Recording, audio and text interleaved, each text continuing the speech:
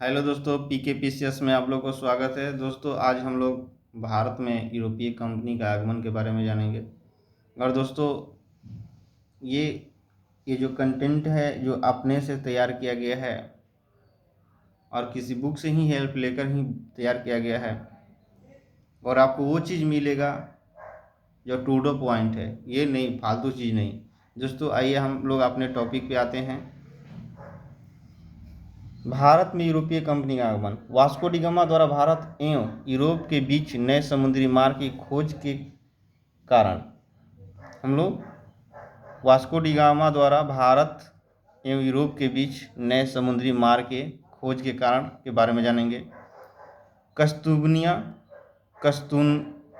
दुनिया पर तुर्क अधिकार, ठीक है, कुस्तुन दुनिया पर तुर्कों का अधिकार, जहाजरानी निर्माण एवं नौ परिवहन में प्रगति, पुनर्जागरण की भूमिका, भारत के व्यापार पर अधिक धन कमाने की लालसा, यूरोप एवं एशिया के व्यापार में वेनिस एवं जिनेवा से व्यापारियों का अधिकार, एशिया का अधिकांश व्यापार अरबवासियों को हाथ में भूमध्य सागर तथा यूरोपीय व्यापार इटली वाले के हाथ। भारत में आने वाली यूरोपीय कंपनी का क्रम जो है दोस्तों, पुर्तगाल पहले आए, इसके बाद डच आए, फिर ब्रिटिश आए, फिर डेनिश आए, फिर फ्रांसीस आए, फिर स्वीडिश आए। हम लोग PEDF से याद कर सकते हैं। P से पुर्तगाली, डच, E से ब्रिटिश इंग्लिशमैन, जो D से डेनिश, F से फ्रांसीसी। ठीक है दोस्तों, तो पहले कौन आए थे? पुर्तगाली। इन लोग का आने का रीजन क्या था दोस्तों? इन लोग को आने का रीजन क्या था? इन्होंने यूरोपीय जो कंपनी आई भारत में, तो जहाजरानी का तो निर्माण इन्होंने किया, नौ परिवहन का भी प्रगति हुई, पुनर्जागरण की भूमिका भी लोग किए, भारत के व्यापार का कर अधिक धन कमाने की लालसा लगी इन लोग को, यूरोप एवं एशिया के व्यापार पर बेसी ने जिनेवा के व्यापारियों का अधिकार हो गया, एशिया का अधिकांश व्यापार जो है अरबवासियों के हाथ एवं भूमध्य सागर तथा यूरोपीय व्यापार इटली वाले के हाथ चले गए। भारत में आने वाली यूरोपीय कंपनी का क्रम जो आप लोग जान ही गए हैं कि पुर्तगाली आए, पहले डच आए, फिर ब्रिटिश आए, फिर डेनिश आए, फिर फ्रांसीस आए, फिर स्वीडिश आए। पुर्तगाली के बारे में जानेंगे हम लोग। वास्को डी गामा वो पुर्तगाली निवासी थे। केप ऑफ गुड होप होते हुए एक गुजराती पथ प्रदर्शक अब्दुल मुनीक की सहायता से कालीकाट बंदरगाह पर कपक डाबू नामक स्थान पर पहुंचे। कब पहुंचे? 17 मई 1498 ईस्वी में। कब पहुंचे? 17 मई 1498 ईस्वी में। पेड्रो अल्ब्रेज केवल भारत पहुंचने वाला दूसरा पुर्तगाली 1500 ईस्वी में, ठीक है, कौन था? पेड्रो अल्ब्रेज केवल भारत पहुंचने वाला दूसरा पुर्तगाली व्यक्ति था। 1502 ईस्वी में वास्को डी गामा पुनः भारत आया। कब आया? 1502 में। फिर 1503 ईस्वी में कोचीन कोलम में प्रथम फैक्ट्री खोली। कब? 1503 ईस्वी में कोचीन कोलम में प्रथम फैक्ट्री खोली। आइए फ्रांसिस्को डी अल्मेडा के बारे में जानते हैं दोस्तों।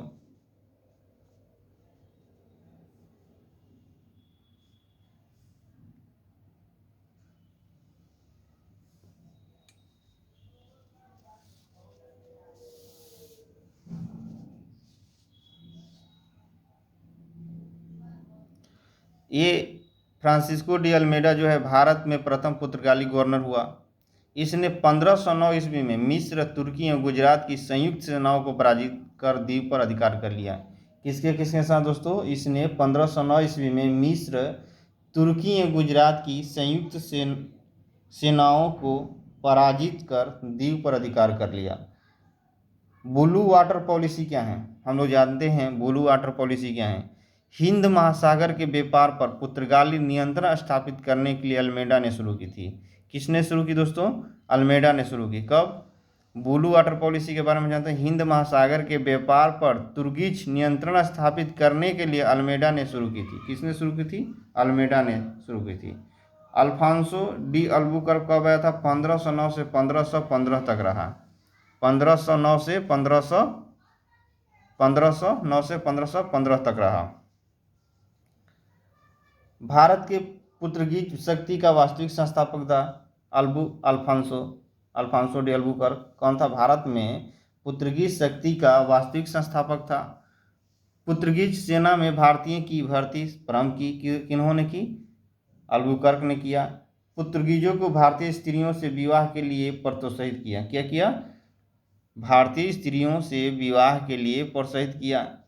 ठीक है, पुर्तगालियों से। और अपने क्षेत्र में सती प्रथा पर रोक लगाई। बीजापुर में आदिल शाह से गोवा को जीता। दक्षिण पूर्व एशिया की महत्वपूर्ण मंडी मलाक्का पर नियंत्रण स्थापित किया और फारस खाड़ी पर स्थित हरमुज पर अधिकार किया।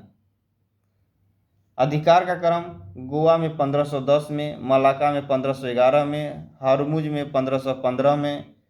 गोवा को राजनीतिक सांस्कृतिक केंद्र के रूप में उभरा। गोवा जो हुआ राजनीतिक और सांस्कृतिक केंद्र के रूप में उभरा। नीनो डी कुन्हा 1529 से 38 ईस्वी में तक इसका शासन रहा। नीनो डी कुन्हा का 1529 से 38 तक रहा। गोवा को पुर्तगीज राज की औपचारिक राजधानी बनाया। सैंथोनमी मद्रास में जो पड़ता है, सैंथोनमी मद्रास में पड़ता है, हुगली बंगाल में पड़ता है। दीव में पुर्तगाली स्त्रियों के स्थापना किया। ठीक है, प्रभाव की समाप्ति, इसको समाप्त, क्या कारण था समाप्त होने का?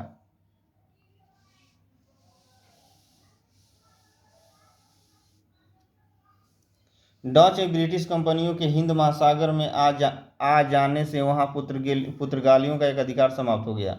1538 ईस्वी में अदन पर तुर्की का प्रमुख स्थापित हो गया। 1598 ईस्वी में दक्षिण पूर्व एशिया में आने के बाद अगले 20 वर्ष में डच ने पुर्तगालियों को इस क्षेत्र से बाहर खदेड़ दिया। 1602 ईस्वी में डचों ने वंडम ने समीप पुर्तगाली बेड़े पर आक्रमण उसे पराजित कर दिया। ठीक है, 1611 में सूरत के निकट सौली के समुद्र तट पर अंग्रेजों ने पुर्तगालियों पर महत्वपूर्ण विजय प्राप्त की। किसने? सौली के समुद्र तट पर अंग्रेजों ने पुर्तगालियों पर महत्वपूर्ण विजय प्राप्त की। पुर्तगालियों का पतन का कारण क्या रहा? भारतीय स्त्रियों से विवाह एवं धर्मांतरण। इन्होंने भारतीय जो स्त्री थीं विवाह करने के लिए बहुत चेष्टा लोग की और अपने धर्म को इन्होंने प्रचार बढ़ाया। और व्यापारिक प्रशासन में अकुशलता लाई। ठीक है, रिश्वतखोरी एवं शासकीय नियुक्तियों में भ्रष्टाचार हो गया। डचों का प्रवेश एवं सैन्य चुनौतियां रही। कहने का मतलब क्या है? इन लोग का कहने का मतलब है कि पतन का कारण जो था भारत की स्त्रियों से विवाह करना, अपने धर्म को परिवर्तन करना, व्यापारी जो प्रशासन में अकुशलता लाना। ठीक है, जिसे में अकुशलता में होता है क्या कि आप व्यापार कर रहे हैं, मुनाफा नहीं मिल रहा है, तो इसलिए गवर्नमेंट को मतलब अकुशलता होना पड़ा। रिश्वतखोरी और शासकीय नियुक्तियों को भ्रष्टाचार बढ़ा दिया गया है। रिश्वत लेकर ये लोग नियुक्तियाँ कराने लगे हैं। डचों का प्रवेश एवं सैन्य चुनौतियाँ हुई। डचों का प्रवेश हुआ। इसके बाद पुर्तगालियों की भारत को देन। भारत का जापान में व्यापार शुरू करने का श्रेय, भारत में ब्रिटिश प्रेस लाना। क्या कहा? इन्होंने जापान के व्यापार शुरू कराने का श्रेय, भारत को जापान के साथ व्यापार कराने का श्रेय। ठीक है, इसके बाद क्या फिर आया? भारत में प्रिंटिंग प्रेस लाना आया।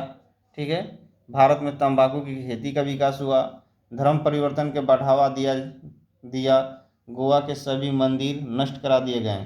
किन्होंने कराए? पुर्तगालियों ने करा दिए। ठीक है, 1542 में पुर्तगीज गवर्नर मार्टिन डिसूजा के साथ संत जेनियर भारत आए। भारत में गोथिक स्थापन काल का आगमन हुआ।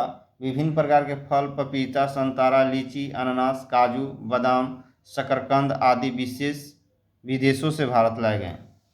दोस्तों, मेरा अगर पढ़ाया हुआ अच्छा लगे तो लाइक, सब्सक्राइब और शेयर ज़रूर करें। जय हिंद।